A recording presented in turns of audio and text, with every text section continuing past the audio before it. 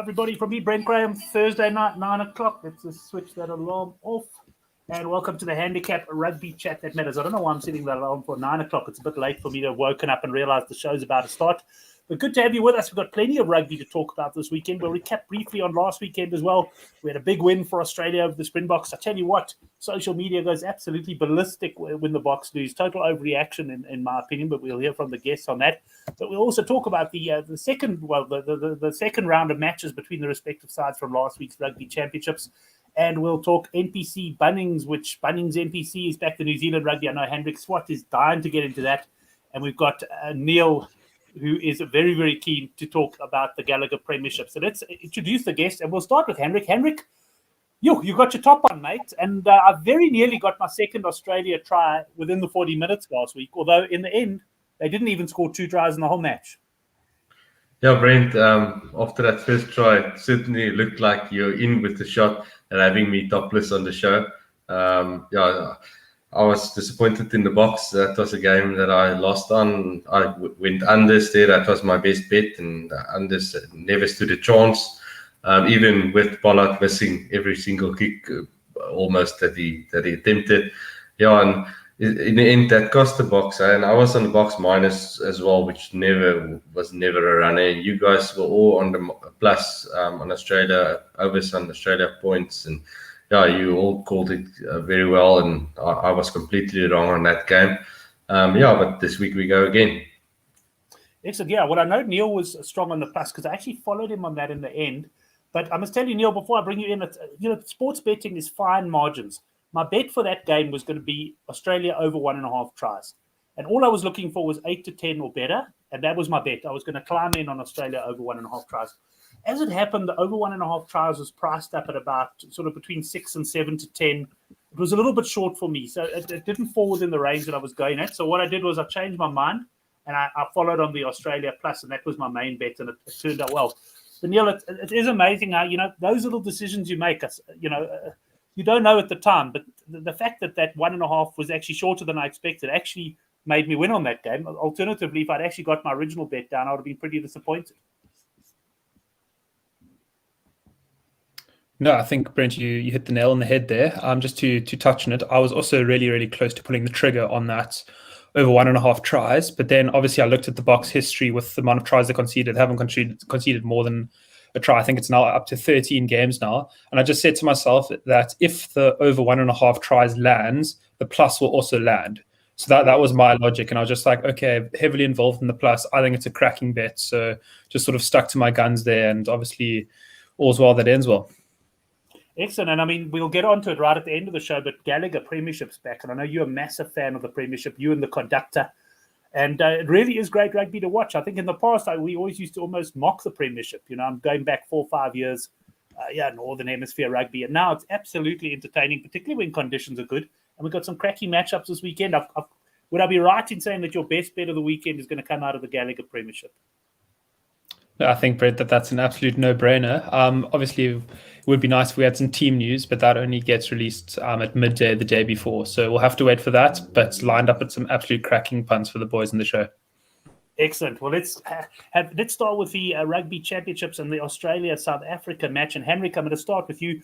We've got the Wallabies here plus 8.5. This handicap came out even before I got to do my own handicap, so I just kind of went with the bookies. But when I thought about it, I thought, the bookies have got this about right from a handicap perspective, and there hasn't been a lot of movement in the week. What are your thoughts on it? Brent, I'm expecting the Boks to bounce back. 8.5 there, you can get 7.5 if you shop around. I think the minus is the way to go here. I think the Boks needed the run last week. The Australia, they played against the All Blacks a few times just before, so they were sharper probably, and they played the week before against the All Blacks. So I think the Boks probably needed to run out, and I think they will be much sharper this week. The defense will be better. I hope their discipline will be better because they conceded a lot of 3-pointers. Australia scoring almost 30 points with just scoring 1 try. That's shocking defense, shocking discipline from the Boks. So I hope the discipline is better, and I expect the defense to be as good as normally it was. And then, the set pieces were really poor by the box. Normally they dominate the scrums and the lineouts. The scrums especially, they were really poor in the scrums, so I hope they can fix that. So yeah, I think the way to go is the box here. I'd be wary to go on Australia. Even with the record Australia has in Australia against the box, and with Australia winning last week, I think I'm expecting a bounce back. I'm unsure of points here.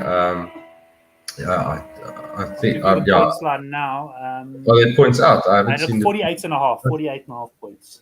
Now that seems high. Again, last week it was just 46.5, so it's just 2 points higher. But I just with thinking the box discipline and defense will be better, especially the discipline. I think the unders is the way to go again. So yeah, that's my thoughts. Not strong in this game, but that's how I feel. Right, under 48.5 for Hendrik there. Welcome to all the boys in the live chat. Kevin, tips punting, I think sports punting tips on Twitter. We'll mention one of his bets that he's mentioned on Twitter later on the show. And then also the conductor is saying box to cover and Matthew Carley to slow the game down. Right, let's go to Neil and get his thoughts on this one. First of all, let's start with the handicap, Neil.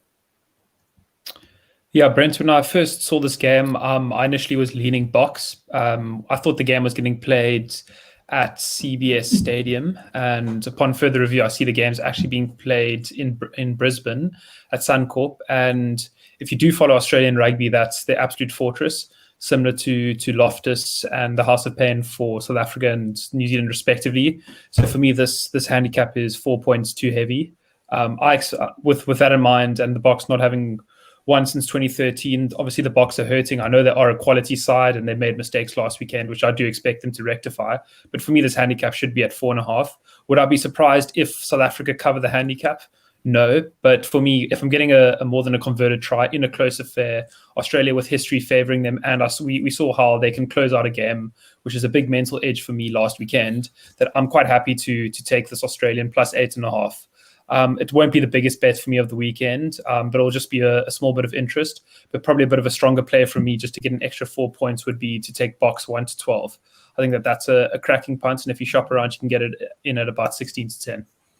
Right, well, Brad Young coming on the live chat there, and he's coming in with exactly that bet. And I've got to say I like that as well. In fact, I liked that a bit last week as well. And even though I was quite strong on the Australia Plus, I was actually pulling for the box to win the game, just for the sake of the Rugby Championship. I was hoping they would beat Australia and then set up real deciders up against New Zealand. So that was a bit disappointing for me. Just quickly on the points line there, 48.5. I'm going to tell you, Neil, that Henrik in his very short space of time has convinced me there. And the fact that it's at Suncorp as well is even more for me leaning towards the under 48.5. Yeah, just to touch on there, Suncorp, it's a bit of a weird one. It is an underground. It is quite humid in Brisbane there, but on the other side of the coin, every single game that Australia have played this year has gone overs. So that just sort of testifies to a bit of a weak defense as such, and they can turn on the attacking points where necessary. But a bet I do like is sort of taking an extended line. I'm usually one to just go for the singles, but I do quite like the double here is under 54.5 combined with over 40.5 in the Bristol Bears game, and you can get that at about evens. So I think just take the double there, under 54.5 in the box game, and then over 40.5 in the Bristol Bears game, and that should land quite comfortably. Right. Well, if At the Crow Tips on Twitter is watching tonight, a regular guest on the show, you'll enjoy that. He loves those doubles, and he's been on a good run on them on Twitter as well. Just quickly, and I'll go to both of you on this one. Anything on the tries? I mean, all of our tries were virtually, I think, rolling mauls last weekend. And Albert de Vries coming in, he's saying odds on Marks scoring a try. Are they starting with, I haven't had a good look at the teams, are they starting with Marks or with Bongi? I think Bongi's starting and Marks is coming off the bench, eh? Okay, Albert, I'm sure we'll get a price for you there on that one, but I quite like it. I mean, that is South Africa's main method of scoring tries. What do you think of that, Henrik? What's Couch Critic going to be going for this weekend? Obviously the hookers for Couch and the box with their maul, that maul looked really good. So you have to go with the hookers. The box wingers, they didn't really get the ball last week. So you can't go with backs. I agree with that one. Maybe I'm sure I might be looking at someone like Quagga for the last try scorer, something like that in that range. I'm not one for try scorers. I'm terrible at it, so that's just giving money away to the bookmakers. So yeah, I'm not one to ask about try scorers, but yeah, obviously Marks is a great call on that one because of that more by the box. Well, I see Couch is watching the show there, so he's going to hopefully share a selection or two, I say, on the try scorers. But let's move on to the next game, and that, of course, is Argentina up against New Zealand. Now, last week, Neil, I mean, Argentina, the handicap was 23.5 points. It was fairly stable throughout the week. I feared New Zealand, but, I looked at it and I didn't get too involved. I didn't get involved really in the cap, but I expected so much more from Argentina. And at the end of the day, I'm not sure that I've ever watched a test match where a team has looked less like scoring a point and actually ended up with a deserved 0 on the score sheet. The All Blacks were absolutely dominant. If you're going to criticize the All Blacks last week, it's they actually should have won by more than 39 points. And where does that leave us this week? Sure, Brent, Argentina. I mean, where do we start? I've watched them. I like them. I don't like them. I analyze them. I don't analyze them. So this is how I read into it. Argentina are a fantastic side in close games. So they're fantastic against the likes of Wales, Scotland, probably Italy in keeping it close. But as soon as they face sort of a significantly stronger side, they really, really do struggle to cover caps. And the reason being is that the cap could be 18.5, it could be 35.5, but Argentina just don't score points.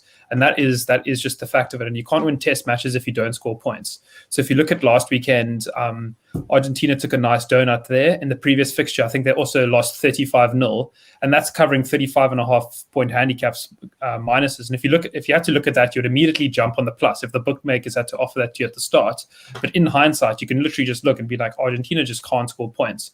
So for me, this is a very, very difficult cap to call, and I wouldn't even be thinking about taking Argentina on the plus here.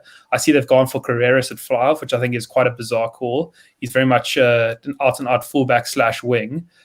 So I think they're panicking a bit. And yeah, I wouldn't be surprised to see New Zealand cover this handicap quite comfortably. I see that they've done a bit of rotation, but for me, that the New Zealand second stringers are almost more motivated than the first choice players against Argentina to show Foster that they can step up. So for me, this is either a no bet or a New Zealand on the minus. There's no other ways to look at it. Yeah, I must say, I was looking at the New Zealand side when I saw 11 changes and I thought, wow, they're going to be weaker. And yeah, you'd argue they might be a little bit weaker and maybe DMAC at fly half and all the rest. But geez, what a team. And as you say, the guys are going to be absolutely motivated to step up there. Now, let's go to Hendrik. Now, you mentioned at the end there, Neil, you said this is either a New Zealand or a no bet for me.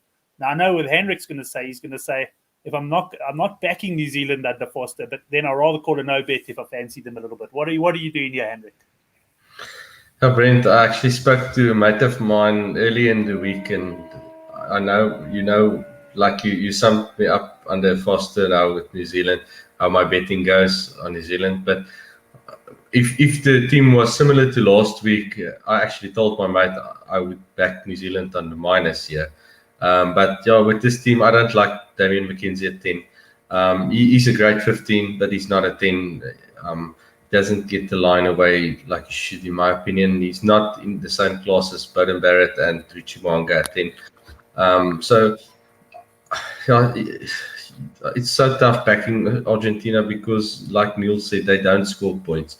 They actually made, even against Wales earlier in the year and against us, they look so poor in attack. They play so much rugby without scoring points.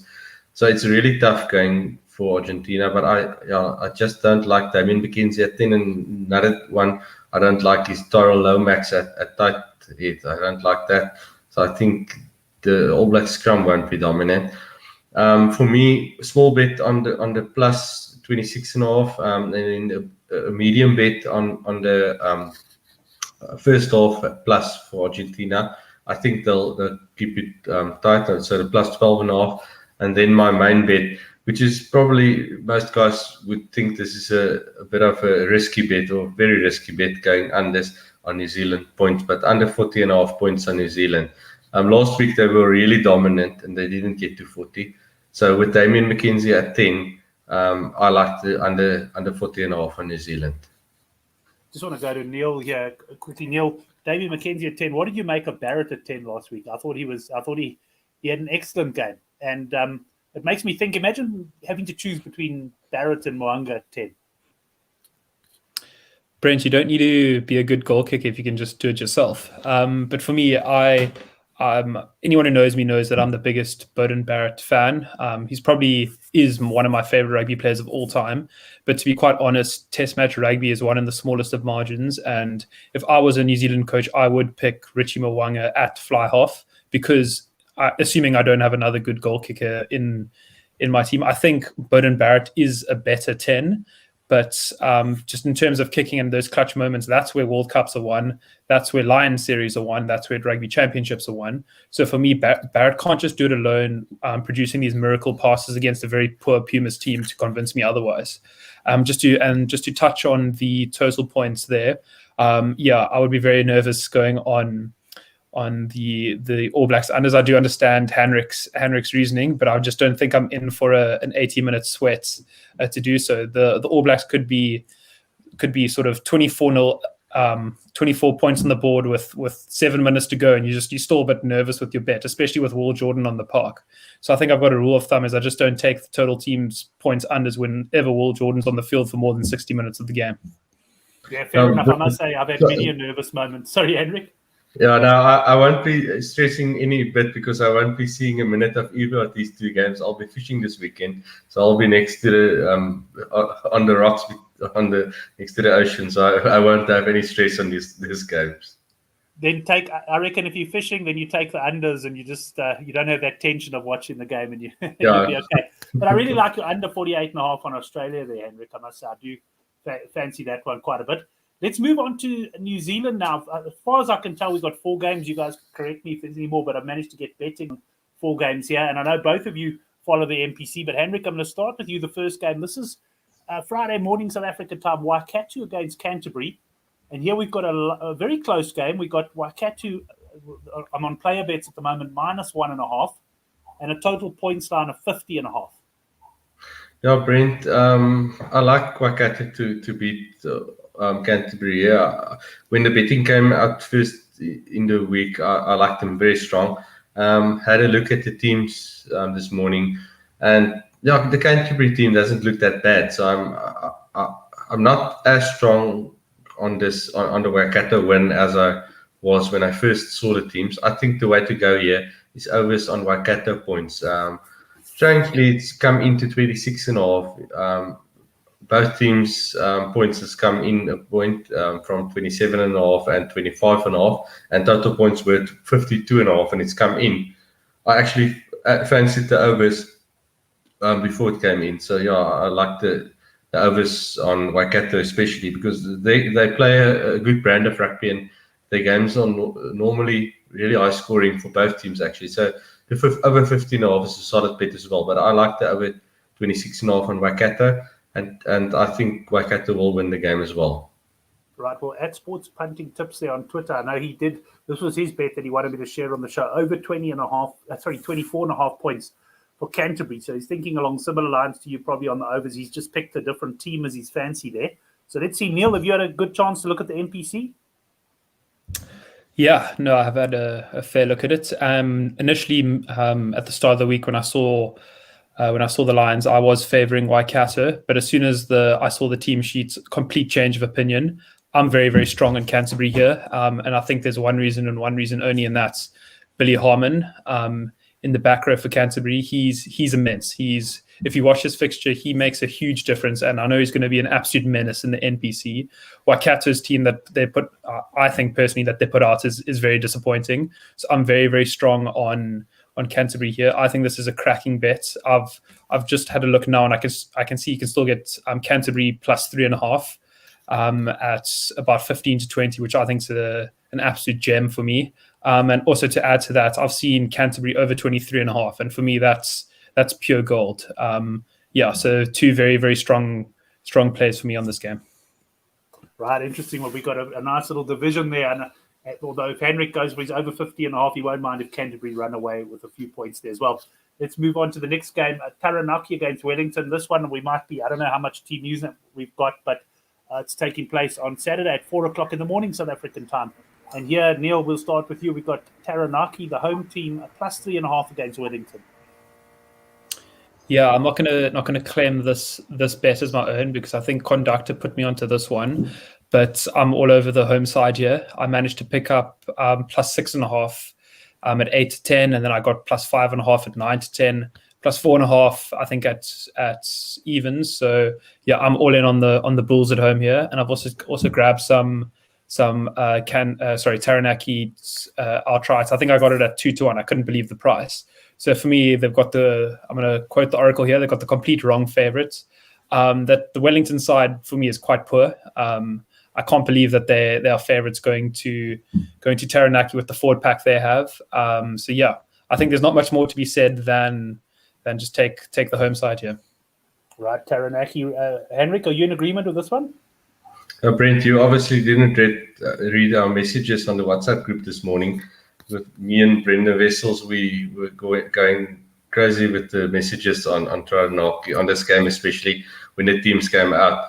And yeah, I'm very, very strong on Taranaki. I won't be touching the plus here, just taking Taranaki to win, taking minuses on big prices on Taranaki. They're going to win this easily. I actually took some Taranaki by 15 plus at almost 18 to 1.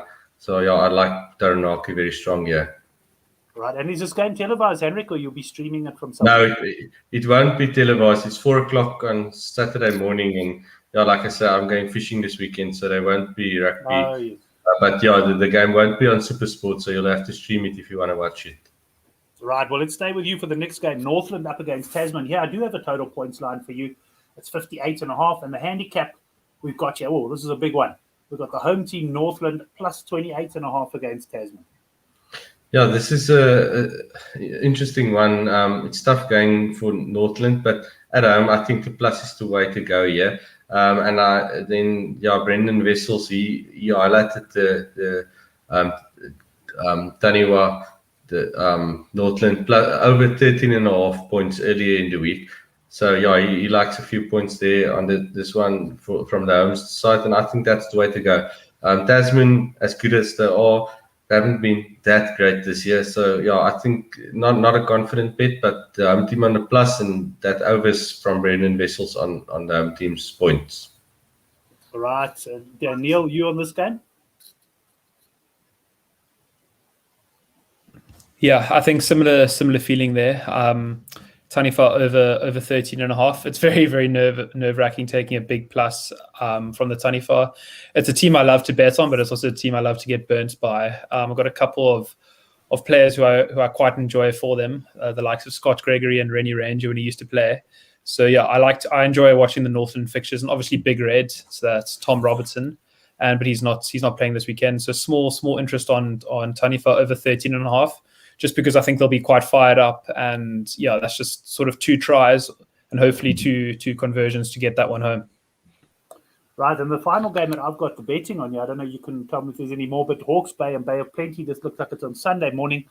Don't have a points line for you at this stage, but basically a choice game this. If anything, the home team Hawke's Bay maybe half a point favourite over Bay of Plenty. Sure, Brent's very, very tricky fixture to call. This is a Ranfurly Shield game. So with that in mind, I'll probably just lean the home side. No money down for me at the moment. I think I'm going to wait to see team sheets because I'm not too sure who's available, who's not at this point in time. But Hawke's Bay are very, very strong at home. And I hope Ash Dixon can carry them through and to keep that shield for one more week. Right, and Hendrik, your opinion on this one? Yeah, Brent, this is a big one every year. The battle of the bays, the 2 bays playing each other, and now it's like Neil said, it's a Ranfurly Shield game as well. So this is a massive game. This is probably the game of the weekend on the NPC. Betting wise, yeah, I agree with Neil. Not strong on either one on this game, but yeah, probably have to go with Hawke's Bay at home. But Bay of Plenty, their quality side. So yeah, small fancy on Hawke's Bay, but if you can watch the game, just watch the game for fun of it. It's going to be a really good game, I think. Right, and Hendrik, you're not going to hang around for the Gallagher, you haven't looked at that? No, I'm useless at that, so yeah, I'm not definitely not You'll staying listen, on you can listen to Neil going through that. But then before you leave, just give us your best bets for the weekend. Yeah, Taranaki, Brent. Any minus you can take on Taranaki. Just Taranaki to win the game at probably you'll probably get 17-10 still. Like I said, I'm not taking the plus. I'm just taking them to win the game. So yeah, and you can take a bigger minus on them as well. So I like Taranaki very strong. Taranaki strong for Henrik there. Henrik Swart, thanks very much. Great having you back on the show. Good to see you with your box shirt on. I would hate to have envisaged what we might have seen if Australia had scored that second try. But thanks a lot, and have a cracking weekend. Enjoy the fishing, mate. Yeah, you don't want me to take it off, eh? Yeah, no, thanks, Brent. I'll enjoy the fishing, and thanks, and good luck to all the punters. Yeah, enjoy the show further. Bye. Excellent. Thanks, Henrik. That leaves Neil and I now. We're going to talk a little bit of Gallagher Premiership. So, Neil, before we get into the matches themselves, let's just touch on the outright betting. I opened a page here now. I know there's a lot of markets overseas which unfortunately aren't available. But just looking outright, we've got Saracens, who obviously just moved back up to the Gallagher. They're 19-10. Exeter Chiefs 21-10. You've got 5-1 the Bears. Anything stand out for you, first of all, in the outright markets? And feel free to mention any perhaps exotic markets which aren't available locally, but you've spotted overseas. No, nothing at this point in time for me, Brent. I think if you can get a decent price on Leicester Tigers to finish top 4, have a nibble on that for some long-term interest. But for me, I don't like to have my capital tied up. I like to sort of to hammer down on the middle line as such every weekend. I think that's far better value unless you're really strong on something and you can see quite far into the future. Then yeah, I think just your best to save your money and just whack the handicaps every week. Yeah, no, fair enough. I used to be a big long-term player, but that was when I had more disposable income as well. And I think you're right. The money's better put to work at the end of the day each week. I can tell you at UK Rugby Tips, UK Rugby Betting Tips on Twitter, he also comes on the show and will be, I think, he said he's keen to come on next week as well. He is also strong on that. And I think he got a price of about 11-2 on that. So, yeah, Leicester Tigers, watch them this season. They may be good for a top 4 finish. But let's move on to the games itself. We've got a game on Friday night. And there's been plenty of betting movement in this one from what I can tell, because we had a post on Good for the Game early in the week saying back the Bristol Bears. People back the Bristol Bears. They've come right in. I think this is almost a choice game. It's -6.5 now on the Bears. But I've also seen some sentiment saying, just be careful. They're also missing a couple of players. We've got the Bears against Saracens. It's a cracking opener, isn't it? No, Brent, absolute cracker to head us all first up, and it's even a pleasure to see that Wayne Barnes is on the whistle for this. So it's going to be a test match like atmosphere at Ashton Gate. I know that the stadium will be absolutely rocking. It'll be a packed 30,000 seater. First time that they've been full capacity crowd since COVID struck. So I know that the Bristolians are going to be out there in numbers, and Bristol are one of those sides that don't often let the supporters down in the first home game of the season. So for me, I'm quite strong on the home side here, but obviously that was when I got it as a choice game. I couldn't believe my eyes when I saw that Bristol were 9-10 at home in the first game, packed stadium and it was open knowledge that all the lines wouldn't be available. I see that the handicap has jumped out to about 6.5, 7.5. So it's obviously tough for me to fully get behind that when I'm on a better price in my head. But a bet that I do like is to take Bristol over 25.5 points. Reason being, you don't have to think too much into it. Wayne Barnes is the biggest overs ref in the Gallagher Premiership. Round 1 at Ashton Gate. The home side is going to be absolutely rocking here. I was initially thinking total points overs, but I just don't know if I can trust the Saracen side, especially after seeing they got absolutely hammered by Ulster in their last preseason game. So for me, a safer bet is just to take Bristol over 25.5, sit back and enjoy your Friday night. That's what I'll be doing with my Friday. I'll be following you on that bet as well, Neil. Let's move on to the other games. Unfortunately, we don't have points lines because they take place on Saturday. We've got the Worcester Warriors here, and this is a tight game against London Irish, but the home team, the Worcester Warriors, here, player bets, they slight favourites, call it -0.5 point. Yeah, I think, Brent, this is probably one of my bets of the weekend. I'm going to take Worcester Warriors to beat London Irish here. It is nervous taking an outright bet with our team news, but I'm quite confident in this pick. Warriors have done a huge turnover at the end of the season. They've changed their coaching staff. They've done a massive squad revamp. They've got Rory Sutherland and Duan van der Merwe in, obviously, who won't be available due to being on Lions duty. But they're starting a new project here. And I think that in round one, in the opening fixture, coming up against a perennial struggler in London Irish at a packed six-way stadium, there's only one way to go, and that's to go for the home side here. So I think it's going to be quite a convincing win for the home side. Selection there from Neil. Then we go into the team that we just discussed, the Leicester Tigers up against the Exeter Chiefs. And here we got another tight game, but here we got the Chiefs edging favoritism, basically. We're pretty close to a choice game here, Neil. Yeah, so when this opened up, it opened at about 4.5, 5.5. I was quick to jump on to that Tigers plus. Tigers obviously a lot less affected by Lions duty and injuries, whereas Chiefs are very, very thin going into this. I'm going to call an upset in round one and go for Tigers to beat the Chiefs. It is tricky going against the Exeter Chiefs, but I just don't think that the players that have come in have the necessary experience sort of to carry that mentality forward. I don't think they're going to be too much cohesion in the set pieces, and I really think they'll be under pressure from round one.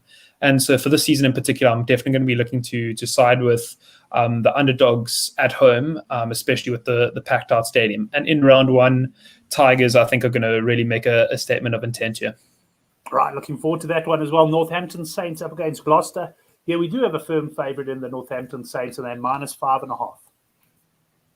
So, Brent, I think if anyone who watches the Gallagher will know that these are two of the most unpredictable sides in the whole competition. Saints look fantastic in midweek. They look fantastic on paper.